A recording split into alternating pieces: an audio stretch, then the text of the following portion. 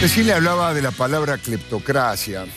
La verdad que su definición en la utilización política de la palabra es el gobierno de los ladrones.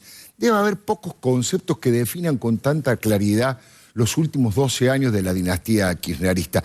Digo el gobierno de los ladrones y me asombra, no porque me haya enterado recién de la corrupción, por supuesto, pero me asombra la magnitud, la extensión territorial y la profundidad dentro del gobierno. Le confieso que al principio yo sostenía públicamente que así como los Kirchner concentraban el poder, también concentraban la corrupción. Robaban ellos, su círculo más cercano, pero no dejaban robar a los demás.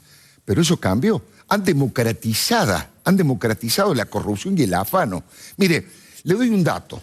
Para tratar de entender y de explicar cómo puede ser que tengan tanta bulimia por el dinero, que sea tan insaciable la voracidad por el dinero, traté de buscar, por ejemplo, funcionarios honestos.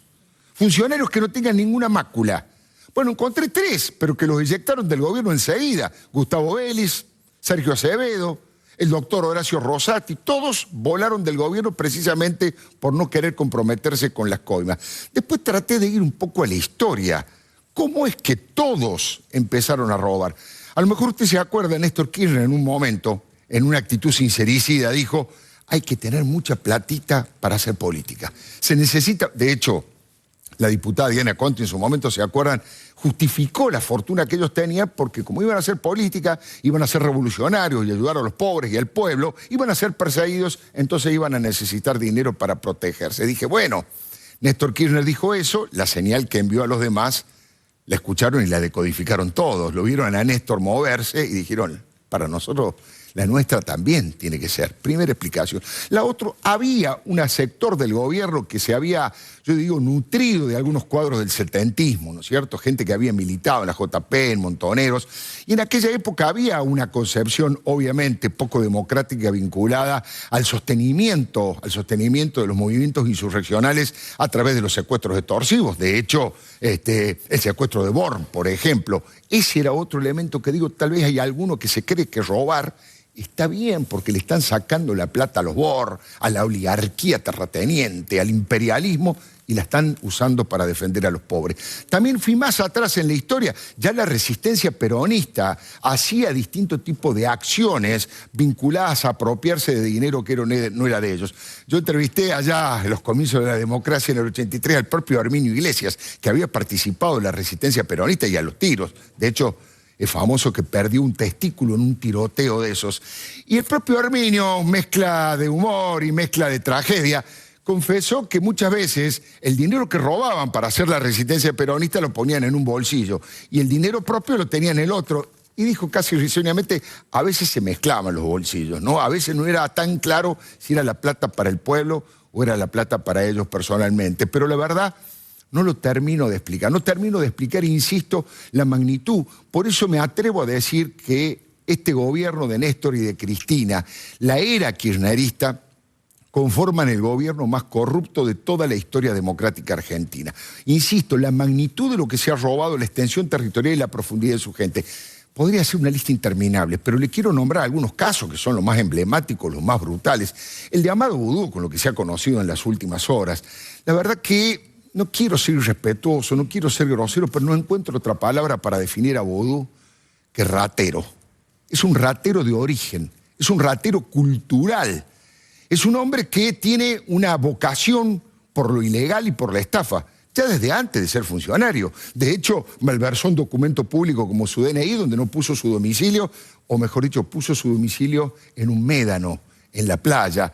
Quiso, entre comillas, perjudicar a su exmujer, hizo la piolada de hacer papeles truchos. Bueno, ni hablar del intento de quedarse con la fábrica de los billetes de Chicone, y ahí está lo que yo le decía del ejemplo de Néstor. Cuando Néstor muere, Chicone estaba tratando de ser apropiada por el Estado por orden de Néstor Kirchner. Lo que pasa es que Amado Vudú, cuando ve que Néstor Kirchner, dice, bueno, ahora es para mí. Y de hecho, en la causa se ve de la manera en que se acelera la operación de Chicone. Pero el robo del dinero del pueblo pobre de Formosa que hicieron Van der Broele, Amado Vudú y Gildo Infran, el gobernador feudal, es vergonzoso. Las coimas que cobran, la empresa fantasma que hace el asesoramiento económico a la provincia de Formosa, la factura número 3 era. No tenían empleados, no tenían experiencia en economía ni en asesoramiento. Estaba Van der Broel solo y en el talonario de factura era la número 3. Y la número 1 y la número 2 había sido anulada por mal hecha. Han sido de un nivel de impunidad y de grosería. ¿Para qué le voy a hablar de todas las otras causas que andan dando vueltas? Pero este último es lo que me permite definirlo casi como un punguista de Estado. Robar los viáticos, ir a París y hacer una factura trucha y pasar que le costó el hotel en París mucho más de lo que le costó. O robar el dinero que le cobraron unos traductores en ese lugar. Le habían cobrado un poco más de 1.000 euros y él pasó más de 9.000 euros. Eso ya no tiene nombre. Todo el tiempo su actitud es permanentemente ver en dónde se puede prender, en dónde se puede robar, en qué lata puede meter la mano. Después va y canta, se hace el guevarista haciendo canciones con la mancha de Rolando, pero la verdad, la que se mancha ha sido su conciencia, su alma, si es que tiene alma. Por eso creo que es un verdadero malandra de Estado y a esta altura no me explico por qué el ex vicepresidente de la Nación no está detenido en estos momentos. Bueno, ¿qué le voy a contar de Lázaro y de Cristóbal? Todos los días van apareciendo nuevas cosas. Hoy, usted lo va a leer mañana en los diarios, la propia AFIP le ha iniciado una causa a Lázaro Báez porque no pagó 223 millones de pesos en aportes previsionales de los trabajadores. O sea, además de tener propiedades y de tener estancias que más o menos son 20 veces la ciudad de Buenos Aires, me pregunto, es difícil el periodismo de investigación, pero ¿habrá algún terrateniente más importante que Lázaro Báez? ¿Hay alguien que tiene más cantidad de tierras en la Argentina que 20 veces la capital, los 900 autos, Cristóbal con los 8.000 millones que no pagó y que evadieron, Ricardo Echegaray que miraba para otro lado y los protegía desde la AFIP diciéndole ustedes roben, muchachos, que papá los cuida? Cosas realmente increíbles han pasado en la Argentina, insisto, con montañas de dinero que se robaba, que se llevaba en bolsos, que se pesaba, que se tenía en bóveda. Muchas veces no tomamos conciencia de lo que ha ocurrido en la Argentina con la corrupción. Mire, creo que todo lo que han dicho, dentro de un ratito vamos a hablar con Claudio Saboya, que entrevistó a Fariña. En un momento llega a decir Lázaro Báez que el Betis no era de él. Y luego se cae, se derrumba ese castillo de engaño cuando Fariña explica que era una sociedad vehículo y además el dueño que no aparece más allá que lo están buscando por todos lados. Cristina dice que nunca tuvo hoteles, que simplemente eran los edificios y ha pagado 70 empleados. Le ha pagado a 70 empleados por el trabajo en los hoteles. Realmente a esta altura ya la mentira va generando otro tipo de mentiras y empiezan a encerrarse dentro de los tribunales de Comodoro Pi.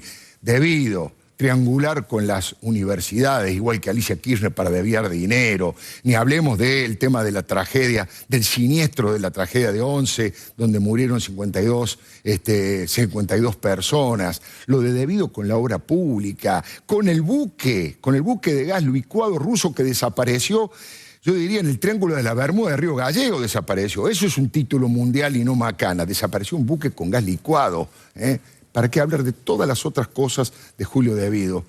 Digo, como resumen de todo esto, para tener una idea de la magnitud que ha tenido, yo por eso le he llamado la criptocracia, el gobierno de los ladrones, que me parece que se acerca un poco. Lo que pasa es que cuando uno los escuchan, parecen un cambalache realmente. Han convertido el cambalache en una cleptocracia. Es que los inmorales nos han igualado. Qué falta de respeto, ¿no? Qué atropello a la razón. Cualquiera es un señor, cualquiera es un ladrón. Le doy mi palabra.